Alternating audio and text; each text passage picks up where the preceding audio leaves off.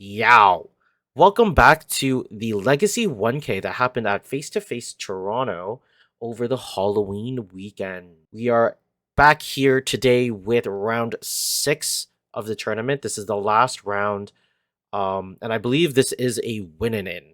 So on player 1 side, we have Jim Monolith himself playing his signature MUD Stompy, and on player 2 side, we have Tom playing Dimir Shadow, and I think this is Tom's first time on camera, or first day at least. I think he was in the round 4 footage that was a lot like very fuzzy and staticky, and I just couldn't get like the frame rate right. Ah, Peekaboo Jim.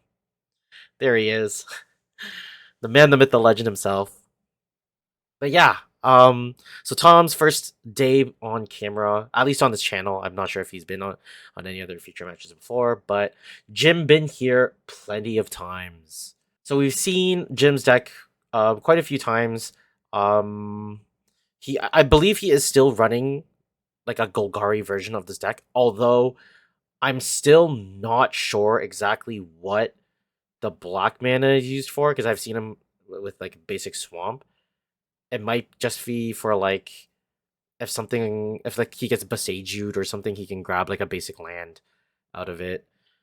But he also runs Gaia's Cradle as well. Just because he can utilize the Stompy aspect of his deck where he can kind of, throw out a bunch of cheap artifact creatures and then generate a ton of mana through um Gaia's Cradle.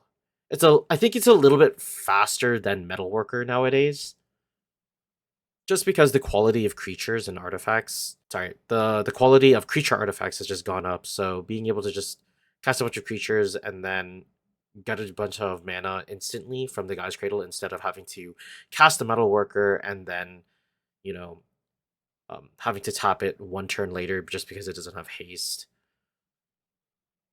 is it's the trade-off is a little beneficial. So we're gonna see Jim probably on the play there. That's probably why he was shaking his hand. So Jim most likely going first, but he takes an instant mulligan. Tom looks like he is decided to keep his hand. There is Ponder, Force of Will for sure in Tom's hand. See if we can get a glimpse at Jim's hand. I know there's a Sphere of Resistance in there, but it looks like he's going to keep it. We're going to see how he opens. Is it going to be the Taxi start, or is it going to be, or sorry, the Staxi start, or the Stompy part? In either case, he's going to start with the Mishra's Bauble, crack the Mishra's Bauble, target Tom. Tom's going to reveal a Water Grave off the top, so now Jim knows that he's instantly on Death Shadow. There's a Cavern of Souls. I think we're going to name... It's got to be Construct. I don't think there's not enough creatures to call anything else, I don't think. There's a Scalding Tarn from Tom. I'm going to crack it immediately. This is going to be a turn 1 Thoughtseize. No, it's an island. Probably going to Ponder. Because we know that he has the Ponder Force of Will in his hand. So yeah, so Jim did name Construct for the Cavern of Souls. Alright, there's the Ponder. There's Polluted Delta, Brainstorm. Not sure the card that he's about to draw. Alright, Jim's gonna draw for turn. Play a Wasteland that he so graciously revealed in response to Tom getting an island. Down comes Patrick Automaton. It is a construct, so it is going to be uncounterable from this Cavern of Souls. So Force of Will, I'm not going to do much. This is going to be quite hard for Tom to remove because a lot of the removal spells in Dimir Shadow usually target the creature that they are trying to get rid of. So the Ward 2 is going to be a little problematic in a Landlight deck. We're going to see Tom Swamp Cycle away this Troll of Khazad Doom. We're going to thank Jim's being so kind as to using the board to its entirety, leaving the cards out of the red zone. Gotta mention it when it counts.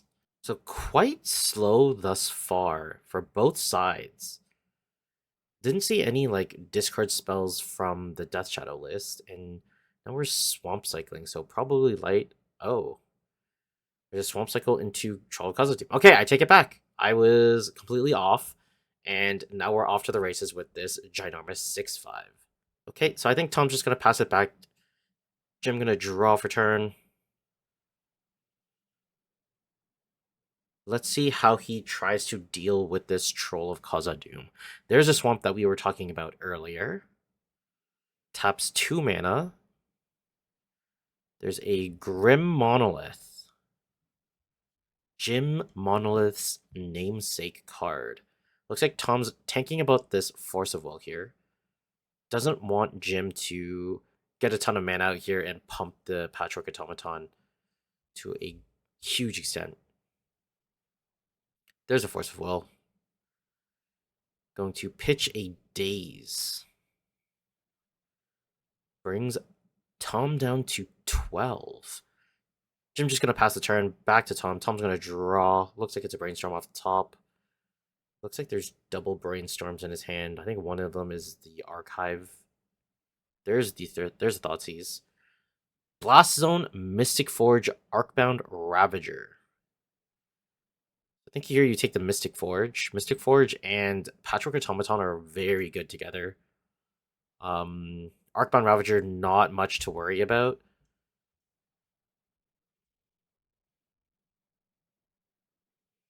Alright, takes the Mystic Forge. Goes down to 10. Gonna use the blue mana. There's a Brainstorm. Draws another Thoughtseize. Leaning over my chair like it's gonna make a difference. And there's a Shocked Watergrave. And I think he picked up a Death Shadow off the top. Troll attacks, brings Jim down to 14 because he cannot block it. There's Death Shadow as a 5/5. So the Blast Zone is actually pretty good against the Death Shadow. There's the Blast Zone. Looks like he drew a second Patchwork Automaton.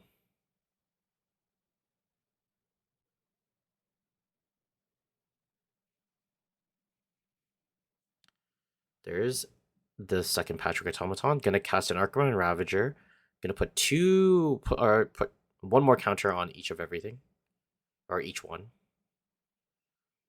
And will this Ravager resolve? I think it would be enticing to not allow the Ravager to resolve because now Jim can triple block. Looks like it is going to resolve. Tom's going to take his turn. Ooh, coming in with both. I think if you're not blocking the Troll of Khazad Doom, you're probably using the Arcbound Ravager to block. Because you can just have it die, and then you can modular trigger and put it on one of the Patchwork Automatons. Most likely going to be the smaller one, just to make them a little equal. And then any artifact that you get off the top is lethal. Right? Because if he draws an artifact, because he has 7 power on board, so one artifact will just put him over the top into 9 points of damage. One Patchwork is a 3/3, one of them is a 4/4.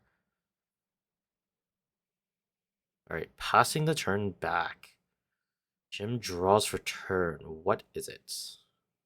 So if it's not an artifact, Jim can also blow up the Blast Zone. If he blows up the Blast Zone, if he uses the Blast Zone, he blows up the Death Shadow. So the Troll will no longer be lethal against Jim. But Jim can then swing and bring Tom down to 1. But then he runs the risk of just dropping more Death Shadows, and then Jim won't be able to get through. Because the Troll doesn't need to attack. He can always hold it back to be a blocker as well. Very interesting. Jim attacking for 7? Flash in Orcish Bowmaster. Gonna ping Jim down to 7. Orc is gonna block the 4/4 Patchwork Automaton. I don't think there's any instant speed artifact things in Jim's deck. So this Patchwork Automaton that's getting through is only going to be dealing 3 damage. It brings Tom down to 5. Death Shadow grows. But then I wonder, it has to be a blocker. There's no reason Jim would just swing randomly, right? Oh, it's a Voltaic key. Or Manifold key, sorry. So that does grow the automatons. And then he can untap an artifact. I think he can untap, block the Death Shadow. He goes... Okay, so Tom should win here. The Troll and the Orcish Bowmasters is 7 damage. Jim can only untap 1 creature. So he can block the Death Shadow. Is he not attacking with the Bowmaster? Oh no! Jim goes down to 1. If he attacked with the Bowmaster, it would have been game. And the Bowmaster being left up as a blocker doesn't do anything because the Manifold Key, you can tap 3 mana to give something unblockable. Oh no.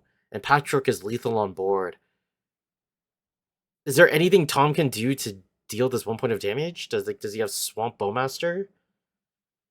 Doesn't look like it. There's a Reanimate. Takes the Patchwork Automaton. Yeah, Jim has it. Jim thiefed this one straight away. There's an Urza Saga. Tap 3 mana, make the Patchwork unblockable, swing for 5. Wow. If he just attacked with the Bowmaster. Okay, Jim going up 1 game with his MUD Stompy over Tom's Dimir Shadow. It was quite a misplay on Tom's part. But we'll chalk it up to camera nerves. Hopefully he can get it back together and bring it back in game 2. Alrighty, we are here with game 2 of round 6. This is a winning into the top 8 of the Legacy 1K run and hosted by Face to Face Games Toronto. So we have Dimir Shadow, Tom, on player 2 side. He lost game 1, so now I assume he's going to be on the play, and we are resolving mulligans. I'm going to reset the life total here. Big thanks to Tom. Looks like Tom is keeping. Otherwise, I don't think he would have reset the life. Both players keeping. Perfect. We're going to start off with a Watery Grave, Tom going down to 18. Are we going to see a Thoughtseize? It is Ponder first turn once again. I wonder if Tom has the discard. I think playing the discard is probably stronger if you have it. Turn 1. Jim graciously cheating. No, I'm just kidding. He's clumsily knocked over the top of his deck for Tom to see the top cards. There's another Watery Grave from Tom, quickly dropping his life total to try and grow these Death Shadows. There's a Thoughtseize. All right, so we see Blast Zone, Urza Saga, Tangle Wire, Patchwork, Mystic Forge. So I think we're taking the Chalice here. Chalice, very good at interrupting Death Shadow, especially because you're playing the Death Shadow variant and not the Scam variant. You're most likely going to be taking the Chalice or one of the Patchworks. Patchwork is a really problematic card for Death Shadow to get rid of unless you're running the Edict style effects. We do see that Tom has Force of Will, Force of Negation. Looks like there's a Murktide Regent in there as well as another land and one more card. Can't really see what the middle card and the card at the end is. But I could be mistaken. That might not be a Murktide, actually. But I do think definitely the take here is Chalice of the Void. Looking at Tanglewire. Tanglewire, I think, is a 3 mana artifact that has vanishing, or sorry, not vanishing, has fading 4. So it comes up with 4 vanishing counters, and at the beginning of your upkeep, it loses a vanishing counter, and you have to tap creatures, lands, artifacts equal to the number of vanishing counters on it. Wow, okay, Mystic Forge gets taken. Very, very odd choice. So instead of taking the Patchwork Automatons that Mystic Forge enables, he takes the Mystic Forge instead. Very, like, I would have maybe considered taking the Mystic Forge if Jim had a Soul Land, but he didn't. There's going to be a turn 1 Patchwork. Oh, no, Chalice on 1. I forgot about the Chalice. Alright, so this is why he didn't take Chalice, because this is so weird. If you're going to Force of Will something, would you not have rather Force of Will the Mystic Forge? Okay, so top deck's Wasteland. Wasteland can take out the Urza Saga, leaves Mox Diamond only for Jim. And Jim only had the Blast Zone and the Urza Saga, so now he only has Mox Diamond as mana. Does he draw anything else? He does not. Jim passes the turn back. Tom kind of getting ahead here. Doesn't draw a second land, doesn't do anything either. Passes back to Jim. Jim draws card, doesn't do anything. Tom top decks. Not sure what he top decks, but he's gonna play a Thoughtseize here. Takes a Grim Monolith. Probably the best choice out of that. So Jim drew Grim Monolith into Canoptic Scarab Swarm. There's an Urza Saga off the top for Jim. Jim taps 2, plays Patchwork Automaton, gets a threat on the board, and now all of the cards in his hand will be starting to pump that Patchwork Automaton. So if Tom does not have an Edict effect, this Automaton is going to be very problematic.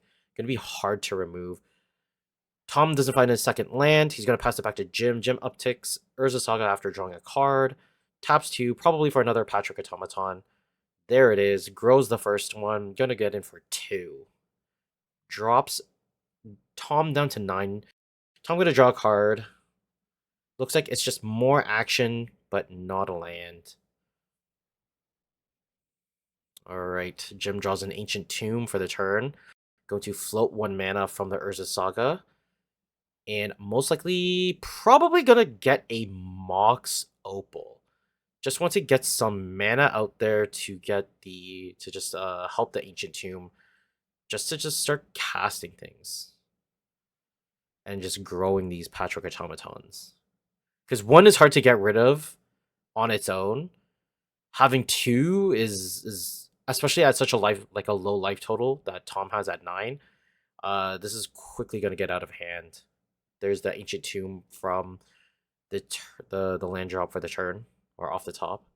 Gonna use the 1 mana. Here's a Manifold Key. Grows Patchworks 1 and 2. It's thing 1 and thing 2. So now Jim has quite a ridiculous board. After going back and forth a few times. Going to Force of Negation the Manifold Key. Another... Like, he already got the... Like, Jim already got the use from it. Just by getting the cast triggers for the Patchwork Automatons. There's a Tanglewire.